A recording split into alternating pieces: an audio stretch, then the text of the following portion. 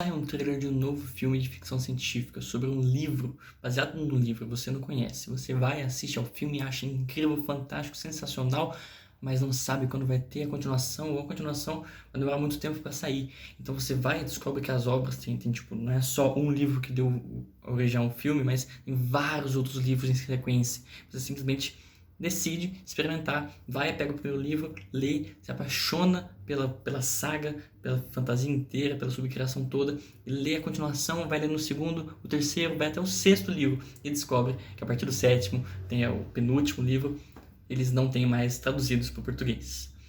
Bem, foi o que aconteceu comigo lendo Duna, e aqui estou eu com o sétimo volume e o oitavo já comprado também em inglês. Eu quero passar para vocês como foi a minha jornada na metade do livro, e assim, li o suficiente para ter noção de que eu vou continuar, e de que realmente está valendo a pena, e de que faz sentido.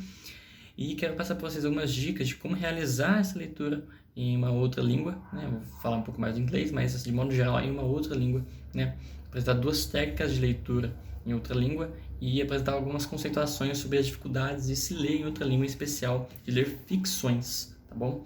Meu nome é Thiago Tartes, vocês estão assistindo a Os Panguás. E hoje temos mais um vídeo do Bibliotech, o leitor estratégico, ok? Passando estratégias de leitura para vocês.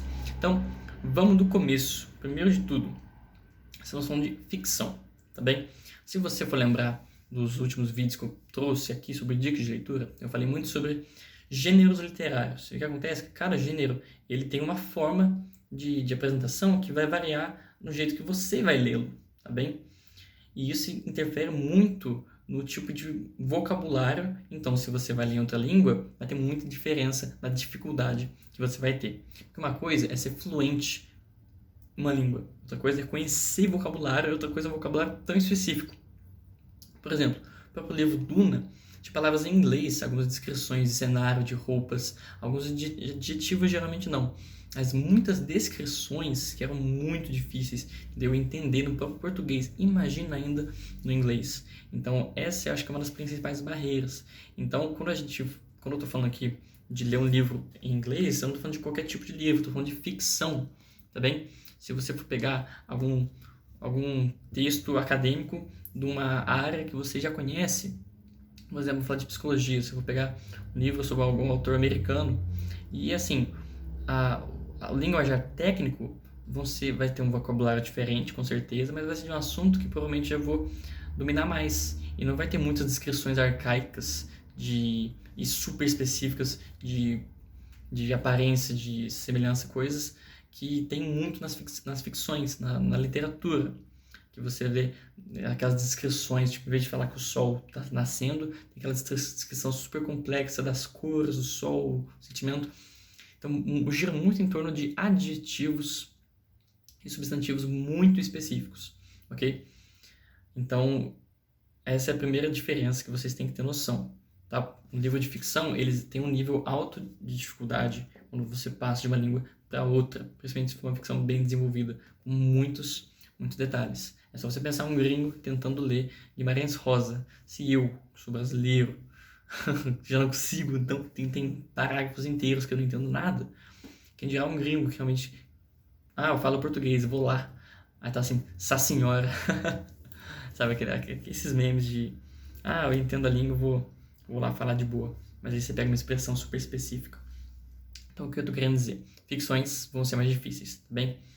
Mas não vão ser tão difíceis quanto, por exemplo, uma poesia. Eu acho que poemas, eles exigem ainda mais do que ficções. Porque, diferente da ficção, você não pode pular uma palavra ou outra dependendo do poema. Que às vezes aquela palavra, aquela rima, aquela especificação é essencial para o entendimento do poema. E porque ele é mais curto. Então, dando alguns exemplos para vocês terem uma noção do que é ler uma ficção em outra língua. Tá bem? Ou seja, mesmo que você seja fluente em inglês, você vai ter uma dificuldade grande, independente do quanto você conheça bem da língua, porque vai ser um arcabouço de vocabulário que a gente provavelmente simplesmente não tem, independente da aula que a gente tenha feito, do curso de inglês que a gente tenha feito. E aí eu notei isso em Duna, e isso me levou então a uma primeira forma de leitura, mas que depois eu troquei, que eu achei ultrapassada e decidi mudar. A primeira forma é o que eu chamo de leitura lenta. E a outra eu chamo de leitura rápida, bem simples, mas acho que vai ser muito prático para você que quiser fazer uma leitura, começar uma leitura em inglês, tá bem? A leitura lenta consiste em você aprender bem todas as palavras. Então vai envolver encontrar o significado das palavras, vai envolver você, às vezes, traduzir as palavras, tá bem? E vai envolver também anotações, você anotar o vocabulário que você estiver descobrindo, né? A leitura rápida vai ser justamente o oposto. Você não vai procurar o significado, você não vai procurar a tradução de modo geral, você vai tentar entender pelo contexto, você vai tentar deduzir algumas coisas, assim, você vai tentar fazer algumas aproximações com palavras que você já conhece, né? E aí nisso você acaba, e também você vai acabar pulando algumas questões que você não entendeu exatamente, porque você consegue entender superficialmente, certo? E por mais que todo detalhe que o autor coloca no livro seja relevante, você, primando uma leitura mais rápida, você abre mão de acompanhar alguns desses detalhes mais característicos. Deixa eu falar em termos práticos, então. Aqui no começo do livro, os primeiros capítulos, se eu for folheando aqui outra vez, tem várias palavras aqui como empress, né? Imperatriz, stained glass, que é um vidro manchado, por exemplo. Chamber, que é uma câmara. Finesse, que é fineza. Então, algumas palavras, garments, que é vestuário. Scarves, que são lenços. Então, por algumas palavras, não, eu conheço, né, de fato, mas outras que se eu relesse aqui e não tivesse com a tradução, eu não teria me recordado qual é o significado. Por isso que eu anotei, bem? Então, aí vamos falar um pouco dessa leitura lenta. O que você faz quando lê lentamente? Você quer aprender tudo. Então, você não vai deixar passar as palavras que você não compreender. E, primeiramente, o que eu recomendo, se você for realmente já fluente em inglês, você não traduz, você encontra o significado em inglês mesmo. É o ideal. Se não conseguir o significado em inglês, aí você traduz. Então, por exemplo, eu aqui optei pela tradução mesmo, sabe? Optei pela tradução até porque eu queria ser até um rápido dentro do lento. Se você quiser ser bem lento mesmo, você anota em inglês, que eu acho que isso ajuda a desenvolver muito. Eu mesmo, as minhas anotações que tenho feito neste livro têm sido em inglês, para sempre que eu acessar esse livro, eu estar realmente com a chavinha virada, tá bem? E qual que é a vantagem de você fazer leitura lenta? Nossa, por que eu vou fazer leitura lenta? Por que eu só não faço leitura rápida? Porque com a lenta você assimila esse vocabulário. Com a leitura rápida, você vai passar por essas palavras e você não vai realmente assimilá-las para o seu vocabulário de inglês. Então, a lenta é sempre mais vantajosa. A questão é que ela demanda mais tempo. Pode parecer bobo, mas ficar abrindo o celular para pesquisar, ou então o dicionário para procurar significado e aí anotar, é o tempo de você ler um parágrafo, 2 parágrafos. E isso num livro de 560 páginas faz diferença, principalmente se você está lendo uma saga muito grande, tá bem? Então, por isso que eu larguei a leitura lenta, eu acho que não estava compensando, e eu não estava, mesmo fazendo essas pesquisas, não estava assimilando o suficiente do vocabulário. Mas se você quiser fazer leitura lenta, eu tenho certeza que você vai conseguir. É bem prático, você pode fazer sempre, você pode ter acoplado ao livro uma folha com todas as palavras, isso é muito interessante e ajuda a desenvolver muito seu inglês.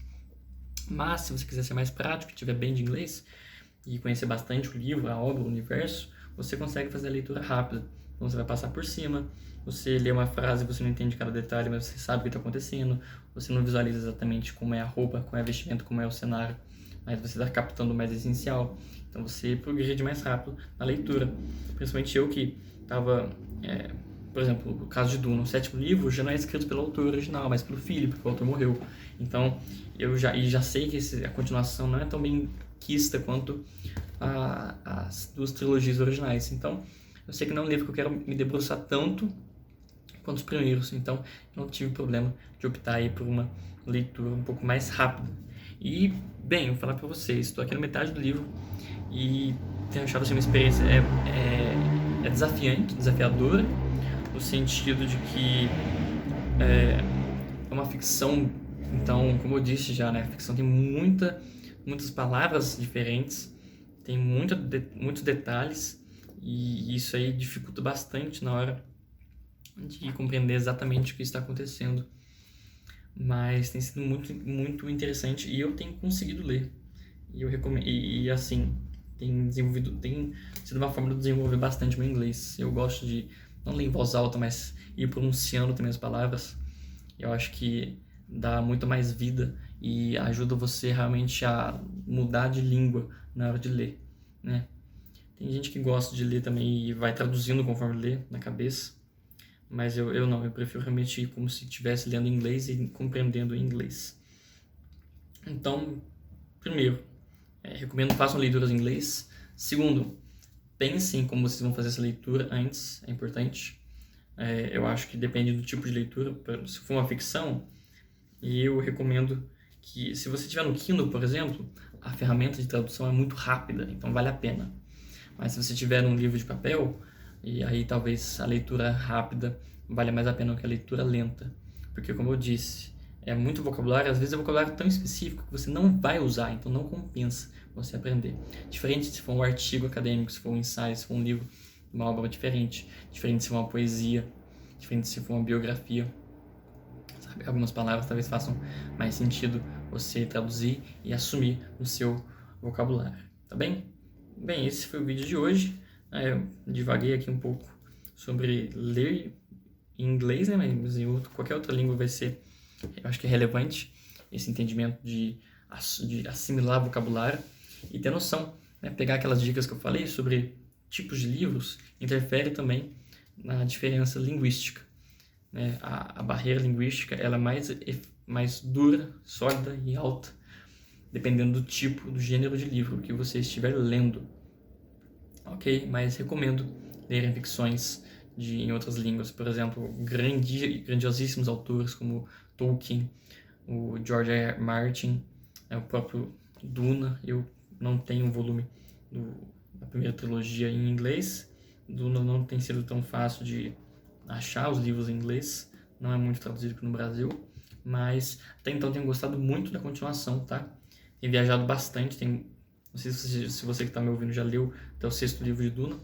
Tem mudado muitos parâmetros, mas tem sido bem interessante. Estou ficando aqui bem curioso para saber como é que vai se desenrolar. Logo tem mais vídeos de Duna. Estou um pouco triste porque foi cancelado, né, para esse ano. Vai sair só ano que vem.